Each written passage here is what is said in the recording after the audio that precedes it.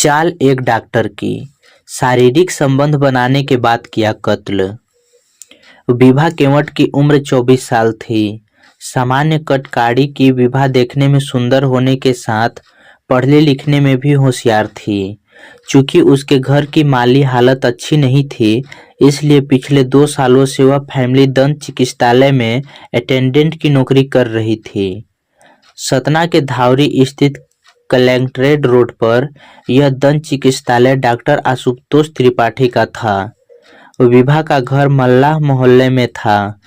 वह घर से हर रोज सुबह 8 बजे क्लिनिक के लिए निकल जाती थी और पेशेंट देखने में डॉक्टर आशुतोष की मदद करती थी।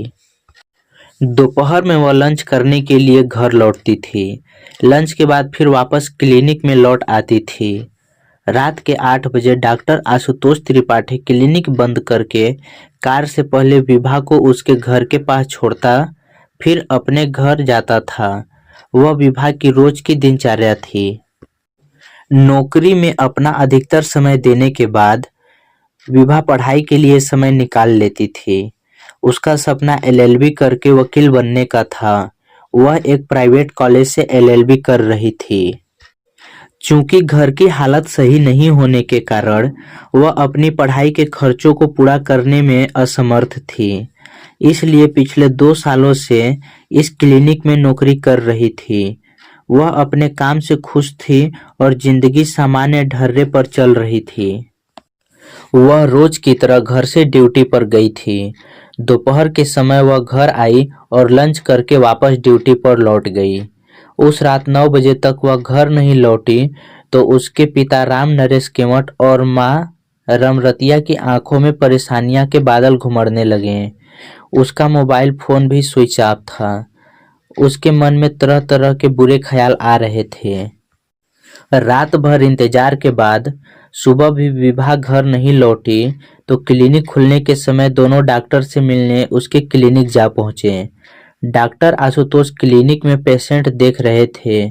बुरी तरह परेशान राम नरेश ने जब डॉक्टर आशुतोष से बेटी के बारे में पूछा तो उसने भी विभा के घर नहीं पहुंचने पर हैरानी जाहिर करते हुए कहा कि कल शाम विभा ने उससे पगार के 6,000 रुपए लिए और कुछ जरूरी काम से बाहर जाने की बात कह रही थी।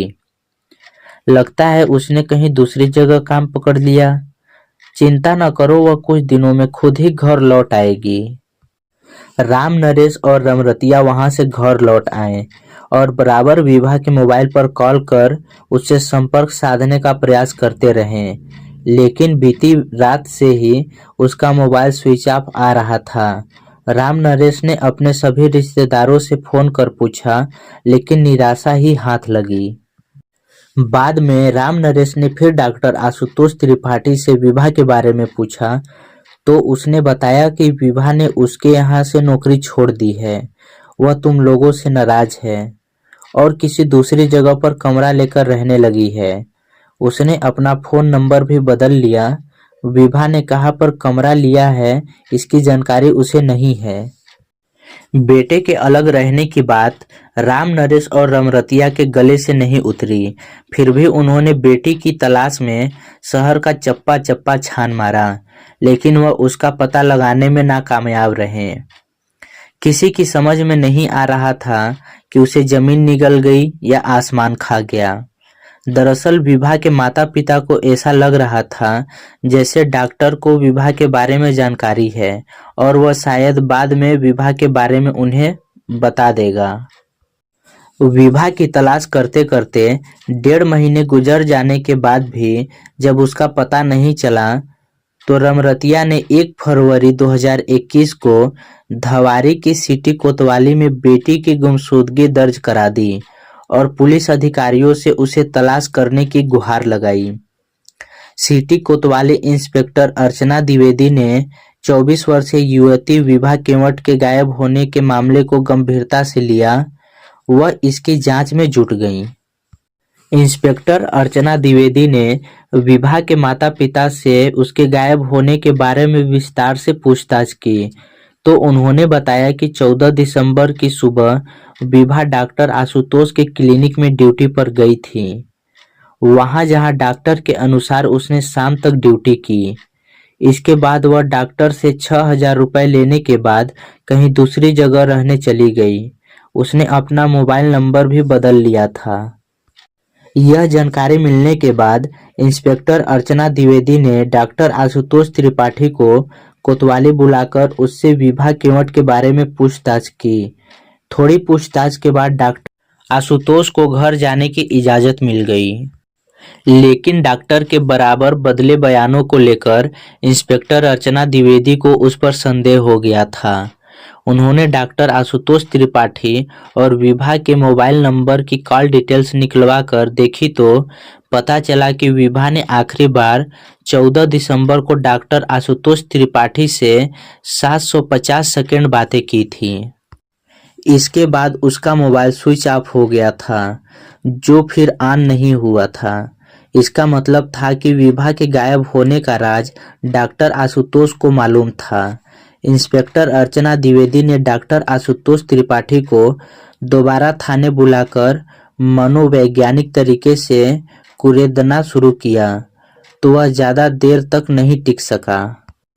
उसने विभा के बारे में जो कुछ बताया, उसे सुनकर अर्चना द्विवेदी आश्चर्यचकित रह गईं।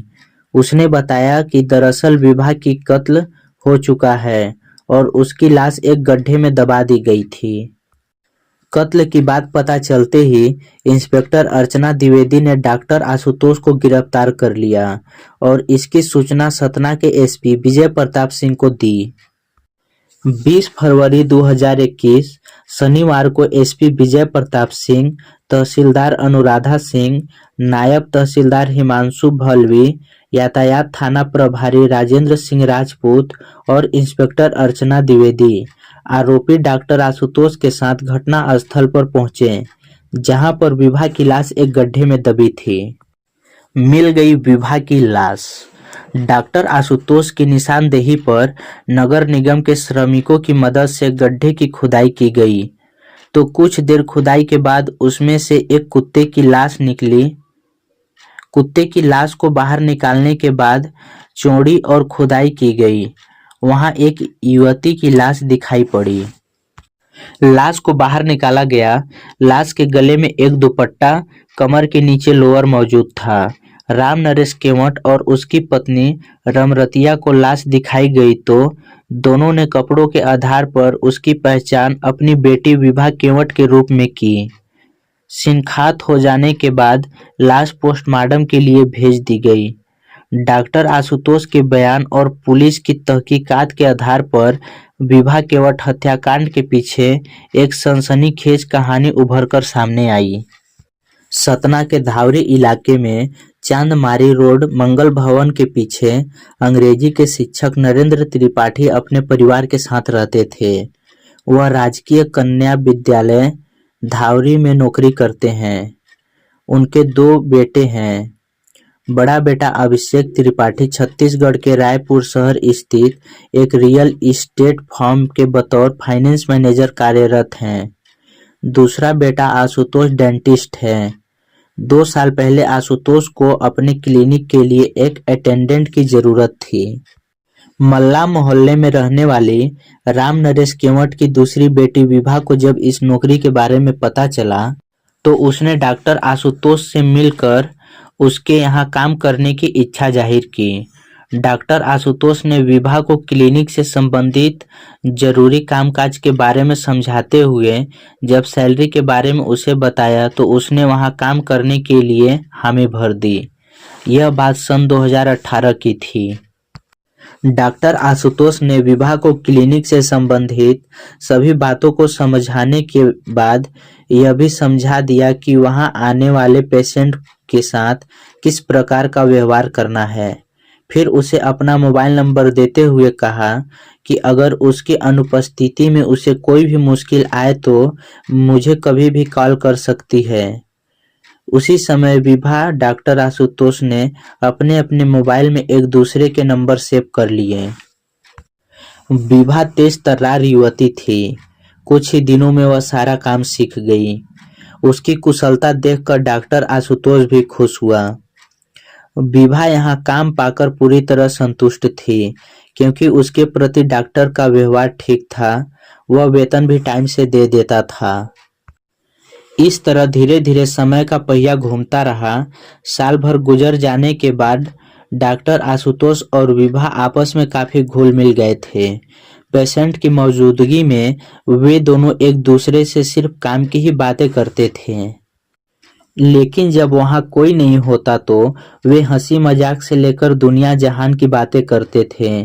बातों बातों में वक्त आसानी से कट जाता था।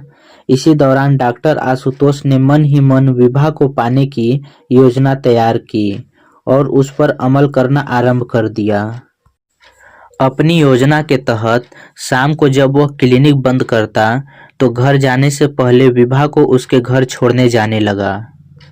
विभा डॉक्टर आशुतोष के इस बदले व्यवहार के पीछे की चाल को नहीं भांप सकी। उसने सोचा कि डॉक्टर आशुतोष खुश होकर उसकी मदद कर रहे हैं। कभी कभार वह विभा को घर छोड़ने से पहले किसी होटल या रेस्टोरेंट में ले जाता, जहां खाने के दौरान वह विभा का दिल जीतने की कोशिश करता था। विभा एक गरीब परिवार से ताल्लुक रखती थी। जल्द ही वह उसकी बातों में आ गई। डॉक्टर आशुतोष ने जब ताड़ लिया कि विभा उसकी इच्छा का विरोध नहीं करेगी, तो एक दिन उसने विभा को शादी करने का झांसा देकर उसके साथ शारीरिक संबंध बना लिया। उस दिन के बाद विभा के प्रति डॉक्टर आशुतोष का व्यवहार एकदम बदल गया। विभा को खुश रखने के लिए वह उसे महंगे तोहफे आदि देता रहता था, ताकि उसकी जिस्मानी जरूरतों को पूरा करने में विभा आनी-कानी न करे। अलबत्ता एक दिन विभा ने अपनी बड़ी बहन को आशुतोष से अपने अफेयर की बात बता दी और यह भी कहा कि कुछ दिनों के बाद डॉक्टर उससे शादी कर लेगा। इस पर उसकी बहन ने उसे समझाते हुए कहा भी कि अमीर लोग गरीब घर की लड़की से शादी करने की बात अपना मतलब निकालने के लिए करते हैं। कहीं तुम आगे चलकर ठगी न जाओ, इसलिए जितनी जल्दी हो सके शादी कर लो। बहन की बात सुनकर विभा ने उसे जवाब दिया कि उसका प्यार इतना कच्चा नहीं है कि डॉक्टर उससे शादी का बहाना आसानी से अपना मुंह फेर ले। उस वक्त कहने के लिए तो विभा ने बड़ी ही आत्मविश्वास के साथ अपनी बड़ी बहन को जवाब दे दिया, लेकिन उसी दिन उसने मन में ठान लिया कि वह डॉक्टर से जल्द शादी करने को कहेगी। विभा बन गई गले की हड्डी। इसके बाद जब भी आशुतोष विभा को शारीरिक संबंध बनाने के लिए राजी करने की कोशिश करता तो वह उससे पहले शादी करने की बात करती। इतना ही नहीं, जब दोनों क्लिनिक में अकेले होते वह उससे शादी करने का दबाव डालना शुरू कर देती थी। आशुतोष एक बड़े परिवार से ताल्लुक रखता था। समाज में उसकी अपनी अच्छी खासी हैसियत था। उसने तो केवल विभा के साथ मौज मस्ती करने के लिए उससे शादी की बात कही थी। वास्तव में उसने दिल से कभी विभा से शादी के बारे में सोचा तक नहीं था। इसलिए जब विभा ने उस पर शादी का अधिक दबाव बनाना शुरू किया तो 14 दिसंबर 2020 को आशुतोष ने बात बढ़ जाने पर विभा की गला घोंटकर हत्या कर दी। उस समय क्लिनिक में उन दोनों के सिवा कोई नहीं था। विभा की हत्या करने के बाद आशुतोष ने उसकी लाश एक बोरी में डालकर क्लिनिक के अंदर ही एक कोने में रख दी। अगले दिन वह क्लिनिक में पेशेंट का इलाज करते मन ही मन विभा की लाश को ठिकाने लगाने का तकरीब सोचता रहा। दोपहर के बाद उसने कुछ मजदूरों को बुलाया और क्लिनिक के पीछे बारिश का गंदा पानी जमा करने की बात कहकर एक 6 फुट गहरा गड्ढा खुदवाया। रात को उसने विभा की लाश गड्ढे में डालकर उसके ऊपर नमक डाला, फिर उस पर थोड़ी मिट्टी डाल दी। इसके बाद कहीं से उसने एक कुत्ते की लाश का इंतजाम किया। कुत्ते की लाश को उसी गड्ढे में डालने के बाद उसने उसके ऊपर अच्छी तरह मिट्टी भर दी। कुत्ते की लाश गड्ढे में इसलिए डाली गई ताकि विभा की लाश की बदबू आसपास फैलने पर अगर कोई लोग बदबू उड़ने का कारण पूछे तो वह सबको बता सके कि वहां कुत्ते की लाश दबाई गई है। इस तरह विभा की लाश इस गड्ढे में दबी होने की बात उजागर नहीं होगी। लेकिन पुलिस को विभा के अंतिम काल और उसके मोबाइल फोन की लोकेशन के आधार पर आशुतोष के ऊपर शक हो गया। जब उसने थोड़ी सख्ती बरती गई तो उसने सारा सच उगल दिया। विभा की लाश का डीएनए टेस्ट कराने के लिए सैंपल भी सुरक्षित रख लिया गया ताकि तय हो सके कि लाश विभा की ही थी। विभा की लाश की बरामदगी के बाद इस मामले में हत्या और साजिश की धारा 302, 201 जोड़ दी गई।